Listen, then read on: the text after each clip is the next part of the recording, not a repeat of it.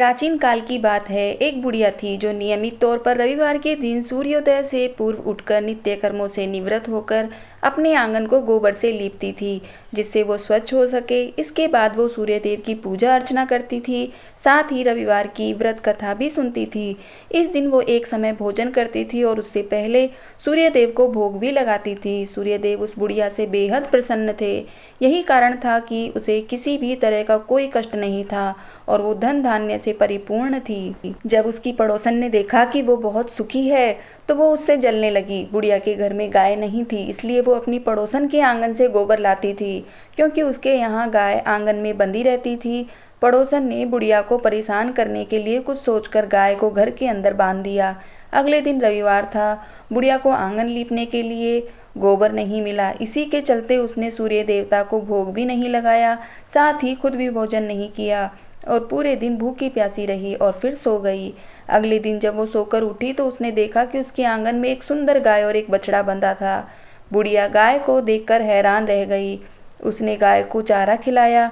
वहीं उसकी पड़ोसन बुढ़िया के आंगन में बंधी गाय और बछड़े को देखकर और ज़्यादा जलने लगी। पड़ोसन ने उसकी गाय के पास सोने का गोबर पड़ा देखा तो उसने गोबर को वहां से उठाकर अपनी गाय के गोबर के पास रख दिया। सोने के गोबर से पड़ोसन कुछ ही दिन में धनवान हो गई।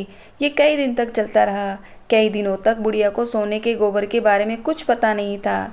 ऐसे में बुढ़िया पहले की तरह ही सूर्यदेव का व्रत करती रही, साथ ही कथा भी सुनती रही। इसके बाद जिस दिन सूर्यदेव को पड़ोसन की चालाकी का पता चला, तब उन्होंने तेज आंधी चला दी। तेज आंधी को देखकर बुढ़िया ने अपनी गाय को अंदर बांध दिया। अगले दिन जब बुढ़िया उठी तो उसने सोने का गोबर देखा। तब उसे बेहद आश्चर्य हुआ। तब से लेकर आगे तक उसने गाय को घर के अंदर ही बांधा। कुछ दिन में ही बुढ़िया बहुत धनी हो गई। बुढ़िया की सुखी और धनी स्थिति देख पड़ोसन और ज्यादा जलने लगी। पड़ोसन ने अपने पति को समझा बुझाकर नगर के राजा के पास भेजा और बोला कि राजा को सब बता देना। जब राजा ने उस सुंदर गाय के बारे में सुना तो उसने सैनिकों को भेजकर गाय और बछड़े को लाने का आदेश दिया। सैनिक गाय और बछड़े को बुढ़िया माई से राजा के पास ले आए। सुंदर गाय को देखकर राजा बहुत खुश हुआ।